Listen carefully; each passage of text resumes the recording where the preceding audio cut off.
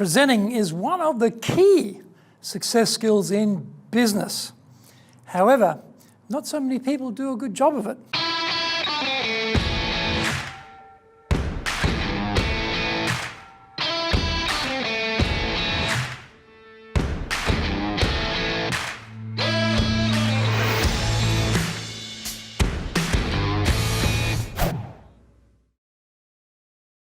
Welcome back to this weekly edition every Tuesday of the Cutting Edge Japan Business Show. I'm your host, Dr. Greg Story, President of Dale Carnegie Training here in Japan. Well, where is this cutting edge? For all of us, the quality of our people is the cutting edge for success in Japan. In this show, I will stimulate your thinking about ramping up your business, bring you insights from the best training organization on the planet, provide you with the highest quality Japan information, motivate you to motivate yourself and motivate those around you, help you to shoot the lights out at results time. I don't want to just help you succeed in your business, I want you to dominate. Before we get into this week's topic, here's what caught my attention of late. Despite all the bad news we're hearing about the depopulation of Japan's rural areas, a recent study is showing some changes are underway. The Research Institute for Sustainable Communities noted that 46.5% or 371 municipalities will see their populations more than halve by 2050. The good news is that they also forecast 41.2% or 328 municipalities will be able to maintain 90% of their 2015 population levels. They believe this will be achieved through migration and settling measures, moving people out of the cities back into the countryside. Interestingly, they had nothing in their projections about possible immigration, always a sensitive topic in this Harmony First society. Okay, this is episode number 7, and we are talking about presentation effectiveness. それでは行きましょう. So let's get going. We are such a judgmental lot, aren't we? We form opinions about people within seconds of seeing them, often even before we hear them speak. We judge their dress, their body language, their style, without knowing anything about them as a person. We are slow to unwind our first impression as well, so those first few seconds of any interaction are vital. How's that going for you? We're all critics too when it comes to presentations, speeches, etc. We want the best. We want to be educated, entertained, wowed in our seats, and we are usually disappointed. We carry that history of disappointment around with us like heavy baggage to the next presentation and the next and the next. We shamelessly hold others to a level of accountability we never wish to have imposed upon us. The cold, hard reality is that presentation effectiveness can be a make or break skill in the workplace. At some point in your career, you'll be asked to present information to a group. It doesn't have to be a formal occasion. It might just mean answering a question or being invited to express a view or opinion. It is your job to ensure that you are ready to step up to the call.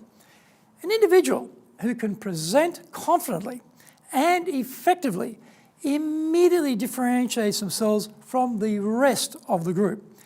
This is how to stand out in a positive way, a way that gets noticed when bosses are looking around for high potentials, and they always are looking around for high potentials. Whether you are a pro or a beginner with presenting or public speaking, here are some considerations for improving your presentation and communication skills. Fear. Many people are terrified of speaking in front of a group. Everyone is staring at you. Your palms are sweating. Your pulse is racing. Your throat suddenly feels parched and dry.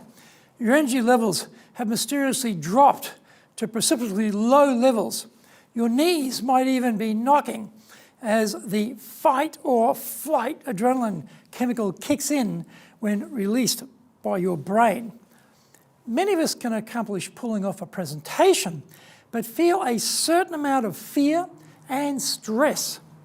Speaking in front of groups does not have to be stressful or nerve-wracking.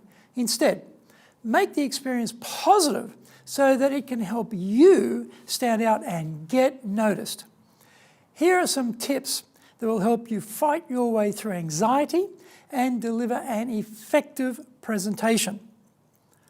Prepare, prepare, prepare. If you have a complete understanding of your material, it will definitely give you an advantage during your presentation. It will help to reduce the fear element because you will be in control. However, do not feel you have to memorize your materials. You just need to be familiar with it. You can read key points as mental prompts to help you keep the flow going in the best order. But don't read it in detail if you can avoid it. Many people are wedded to their text. They spend the entire time making eye contact with their own words on the page in front of them, rather than looking at their audience. They can wonder why nobody was impressed with their presentation. Look at your audience. Talk to them as if it was a fireside chat. Be relaxed and engage with everyone. I mentioned in the last episode that I attended the Harvard Business School as part of an executive education program. I found this technique fascinating in its simplicity. One of the professors had written down a list of 10 words on the back wall behind the audience. This was his 3-hour lecture, presented entirely without any visible notes. This list was his navigation for the talk. We can do the same. A list of keywords you talk to can be your presentation, or you might use the slide deck as a navigation tool to move your talk along. Open with confidence. Here is a big secret. Only you know you are terrified. Unless you tell us, we will imagine you are competent. After all, that is what we are expecting. I saw a disaster unfold when the speaker told us she was nervous. She had an impressive resume, was tall, well-groomed, a confident-looking business professional. Or so we thought. A few minutes into the presentation, she suddenly stopped, told us she was nervous, and she had to take a deep breath. And she repeated this sequence 2 more times. Her credibility just rocketed right out the window at that point, and nobody took anything she had to say with any credence. She destroyed her message, her reputation, and her personal brand in the space of 30 seconds. She could have paused, taken a breath, regrouped, and carried on. We would have thought it was a natural break in her flow and thought nothing about it. She chose to tell us publicly. Big error right there. Keep it to yourself, no matter how badly you feel inside. We don't need to know, and we don't want to know. Japan, of course, being a very humble society, loves to start a presentation with an apology, often mentioning what a hopeless speaker the individual is. The president of a huge retail corporation here in Japan recently began his talk with an explanation that his English wasn't any good and that he had never given a talk like this in English before. He was piling on the excuses. He then delivered a sparkling talk in near perfect English. Did he need any of those excuses? Did they add value to his presentation? Of course not. No excuses. No, no, no. This is a presentation. It is not chit-chat with your friends. This is your personal brand we are talking about here. If you are sick, don't tell us. If you are nervous, don't tell us. If you are sad because your cat died, don't tell us. Don't tell us anything about how you feel, because then the focus is on you and not where it should be. It should be on your audience. Work the room instead. Focus outward, not inward. Look at the audience the entire time you are speaking. Never break off eye contact. Your opening gives the audience a first impression of your presentation. Make sure not to leave anything to chance. Your opening sets the tone for your entire presentation. No ums and ahs, please. If we recorded you, would we hear a succession of ums and ahs? Are you even aware you were doing this? Trust me, it doesn't add any value. In fact, it detracts from your message because you don't sound convinced yourself. If you don't seem sure of what you are saying, why should I buy into your message? Want to know how to completely cure yourself of ums and ahs forever when speaking? After the break, all will be revealed. If you want to become a fully competent and confident presenter, then do the High Impact Presentations course. We are all being judged when we speak, be it in the internal team meeting or in a public environment. Be it the big bosses, clients, or an industry audience, everyone is evaluating us. Don't blow it. Get the best training on the planet. Do the High Impact Presentations course now in either Japanese or English. Welcome back. Here is how to avoid the usual speaker opening, kicking off with hesitation in the forms of ums and ahs. Select the first word of each sentence and hit it hard. Say your sentence. Now, purse your lips once that sentence is completed. Then, hit the next sentence first words. Once you finish that sentence, purse your lips again. Keep doing this over and over, and hesitancy and timidity will disappear from your image as a speaker. Those ums and ahs will be gone. I know it works because I was a shocker too. I used this method and it cured me, so it can cure you too. Also, lift your speaking volume up to about 30 to 50% higher than in normal conversation. This is not a normal conversation, so it needs to have a different approach. Stronger volume communicates greater confidence, even if you don't have any. You usually have microphones, so you don't need it to shout, but lift your energy. You will find that extra energy will help you relate your message more easily to the audience. We buy enthusiasm, and a big part of enthusiasm is energy transfer from the speaker to the audience. You will notice that speakers with a little mousy voice get switched off pretty quickly by listeners. You don't have to have a big DJ bass voice. You just need to project your voice at higher levels than what you're used to. If you have a reasonably strong voice and there's a small gathering, dispense with the microphone altogether so that both of your hands are free for using hand gestures. Focus on a few key points. Know the major points you want to make. This will help you ease your worry and increase your confidence. You should also use electronic visuals, note cards, or memory techniques to outline your key concepts. If you need some prompts, then prepare them. If you are using a teleprompter, make sure you can carry on without it. Why do I say that? This incident has to be one of the biggest recorded meltdowns of all time. Famous Hollywood director Michael Bay just got started on his Samsung-sponsored public presentation in Las Vegas.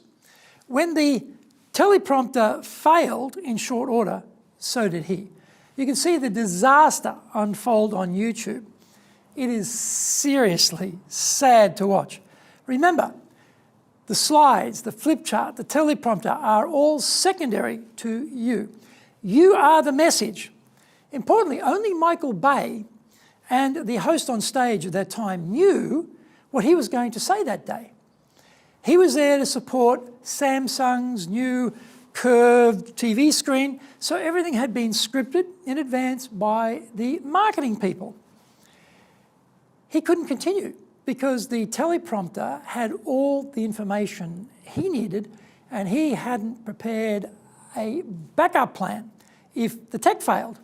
Rather ironic for a film director who uses so much tech in his Transformer movies, isn't it? Always have plan B is the lesson here. By abruptly walking off stage in shamed, burning silence to broadcast the audience in the room, and thanks to social media, the entire world, that he had forgotten his message, that he had 100% unceremoniously and completely failed, was how it turned out. Now, by contrast, he could have carried on with his thoughts and we would never have known it wasn't the intended content. Only he and the host on stage knew what was in the talk. Carry on regardless. Never let us know you have forgotten what you are supposed to say. We will never know. Support ideas with evidence. It is always important to provide evidence to support your main points. Supporting evidence will help your audience understand your points and will give you a chance to explain your points more fully. Point evidence is the way to go. Just because you say it, it doesn't mean we believe it is true. Prove it. Making claims and statement is not enough. Bring us proof, evidence, data, testimonials, collaborating expert opinions, statistics, etc. Close with a call to action. This will be the last impression for your audience they'll have of you and your presentation. It is important to ensure the closing reflects the purpose of the presentation. Your closing should summarize your content and give your audience a clear direction. Ask them to do something after this talk so that you can get them personally connected with your message. Don't forget that you must repeat your close again after the end of Q&A.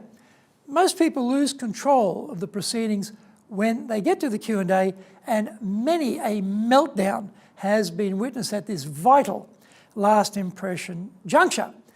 Don't allow someone's random question content define your final impression or final message for the audience. I was giving a presentation in Japanese to an audience of HR professionals about how great Dale Carnegie training was and teaching them how to use some of the key human relations principles. It was going gangbusters until we got to the Q&A. This very charming, well-dressed Japanese lady in her early 70s put her hand up to ask a question and then proceeded to hijack the proceedings entirely. For the next 10 minutes, she launched into her own speech. My message had been forgotten completely by the end of that speech she gave. I need to get it back on track. That's why you need two closes. You must stay in command of the message. So the show ain't over until you sing the last line of the wrap-up after the Q&A. Repeat your close. So the last message they get is the one you want them to get. This is the mark of the pro. When you see a speaker wrap it up, call for Q&A, and then just let things completely stop because time is up, they are still not there in their professional development. Keep an eye out for this. When you hear people speak, see who is a real pro and who is still an amateur. Here are some action points to remember. Prepare, prepare, prepare. Open with confidence. Focus on a few key points. Support ideas with evidence. Close with a call to action. Keep pushing hard with us here at the Cutting Edge Japan Business Show. Subscribe on YouTube. Share it with your family, friends, and colleagues. Become a regular. Thank you for watching. And remember to hit the subscribe button. Our website details are on screen now, japan.dalecarnegie.com. It is awesome value, so check it out. In episode 8, we are talking about how to lead in our 4-generation work world. Do you yourself know how to navigate your way through this leadership minefield? Find out how to do that next week. So, yoroshiku onegai itashimasu. Please join me for the next episode of the Cutting Edge Japan Business Show. Until then, create seriously massive levels of success.